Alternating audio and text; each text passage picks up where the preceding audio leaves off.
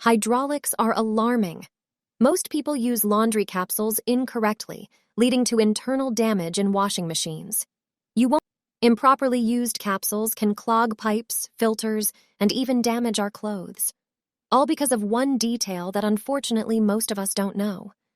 Capsules appeared in stores a few years ago and quickly became a sales hit.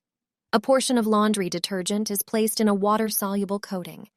It is this coating that can cause a huge problem. You can only use them when you set the washing machine program to the appropriate temperature. The capsule doesn't dissolve properly at too low a temperature. Its residue can build up in the water drainage pipes, creating sludge. This is later responsible for the unpleasant smell coming from the washing machine. Plumbers call this the foul side effect of using capsules. See what happens to the capsule when we use it at a temperature of 86 degrees Fahrenheit. For the purposes of this experiment, we put it in a jar. After 15 minutes, the coating still hasn't dissolved in the water. This is evidence that capsules won't work well during short washing cycles either. Their residues will certainly accumulate in the pipes and on clothes. The situation is different at temperatures above 104 degrees Fahrenheit. The capsule dissolves completely.